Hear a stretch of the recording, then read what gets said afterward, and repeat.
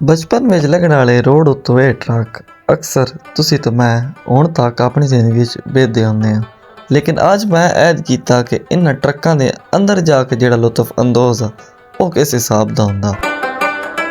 ਇਤਨੀ ਭਲੀ ਜ਼ਿੰਦਗੀ 'ਚ ਆਖਰ ਅੱਜ ਮੌਕਾ ਮਿਲ ਹੀ ਗਿਆ ਮੈਨੂੰ ਟਰੱਕ ਦੇ ਅੰਦਰ ਬਾਣਾ ਦਾ, ਜਿਹੜਾ ਮੈਂ ਬਚਪਨ ਤੋਂ ਲੈ ਕੇ ਅੱਜ ਤੱਕ ਵੇਖਦਾ ਆ ਰਿਹਾ।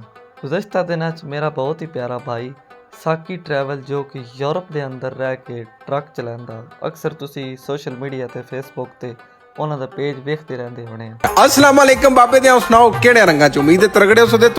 ਜੀ ਹਾਂ, ਇਹ ਵਾਲੇ ਭਾਈ ਸਾਕੀ ਟਰੱਕ ਟਰੈਵਲ ਵਲੌਗ, ਅਕਸਰ ਤੁਸੀਂ ਇਹਨਾਂ ਦੇ ਵਲੌਗ ਵੇਖਦੇ ਰਹਿੰਦੇ ਹੋਣੇ ਹੋ, ਜਿਹੜੇ ਕਿ ਇੰਟਰਟੇਨਮੈਂਟ ਕਰਦੇ ਨੇ, ਆਪਣੇ ਨਾਜ਼ਰੀਨ ਨੂੰ ਆਪਣਾ ਸਫ਼ਰ ਵਿਖਾਉਂਦੇ ਨੇ। ਇਤਨੀ ਮਸਰੂਫੀਅਤ ਜ਼ਿੰਦਗੀ ਹੋਣਾ ਤੇ ਬਾਵਜੂਦ ਵੀ बाबे दे आज मैं फुल्लां दी धरती ते हां यानी फुल्लां दे मुल्क नीदरलैंड। ਲੋ ਜਨਾਬ, ਜ਼ਿੰਦਗੀ 'ਚ ਪਹਿਲੀ ਵਾਰੀ ਆ ਟਰੱਕ ਤੇ ਚੜੂਗਾ ਤੇ ਆਪਣਾ ਸਾਕੀ ਖੋਲੋ ਤਾਲਾ ਬਾਬਾ ਜੀ। ਸਾਕੀ ਟਰੱਕਾਂ ਵਾਲੇ ਦਾ ਵਲੌਗ ਵੇਖ ਕੇ ਮੈਂ ਵੀ ਜਨਾਬ ਐਦ ਕਰ ਲੈ ਕੇ ਮੈਂ ਟਰੱਕਾਂ ਤੇ ਬਹਿ ਕੇ ਕਦਾ ਸ਼ਾਟ ਬਣਾਵਾਂ। ਸਾਕੀ ਸਾਹਿਬ, ਤੁਹਾਡੇ ਵਾਲਾ ਯੂਰਪ ਵਾਲਾ ਟਰੱਕ ਇਹ ਤਾਂ ਪਾਕਿਸਤਾਨ ਵੀ ਆ ਗਿਆ। ਬਹੁਤ ਸੱਚੀ ਆ, ਤੇ ਪਹਾੜ ਦੂਰੋਂ ਹੀ ਸੋਹਣੇ ਲੱਗਦੇ।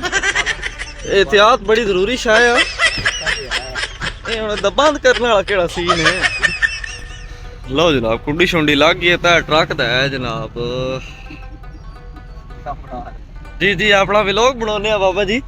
ਆਪਣੇ ਵੱਡੇ ਭਾਈ ਐਨ ਹੁੰਦੇ ਨੇ ਯੂਰਪ ਸਾਕੀ, ਉਹ ਚਲੋ ਬਿਸਮਿਲ੍ਲਾ ਕਰੋ। ਲਓ ਜੀ, ਟਰੱਕ ਟੁਰ ਪਿਆ। ਇਹ ਟਰੱਕ ਅਸੀਂ ਦੂਰੋਂ ਹੀ ਬਾਬਾ ਜੀ ਜ਼ਿੰਦਗੀ 'ਚ ਲੱਗਦੇ ਪਏ ਵੇਖੇ ਨੇ, ਕਦੀ ਬੈਠੇ ਨਾ।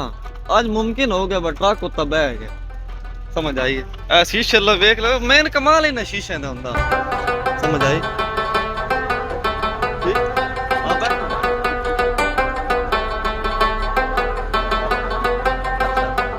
ਇਹ ਕਿੰਨਾ ਅਰਸਾ ਤੋਂ ਤੁਸੀਂ ਬਾਬਾ ਜੀ ਚਲਾ ਰਹੇ ਹੋ ਟਰੱਕ?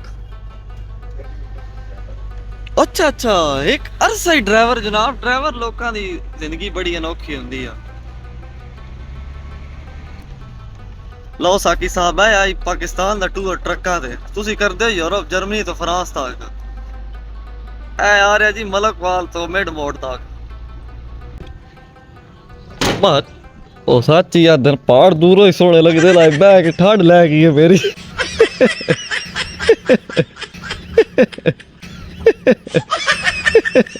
ਲਓ ਸਾਕੀ ਸਾਹਿਬ, ਤੁਹਾਡੇ ਟਰੱਕ ਦਾਨੇ ਨਸੀਬ ਹੋਣ, ਅੱਲਾਹ ਪਾਕ ਨਸੀਬ ਚੰਗੇ करे।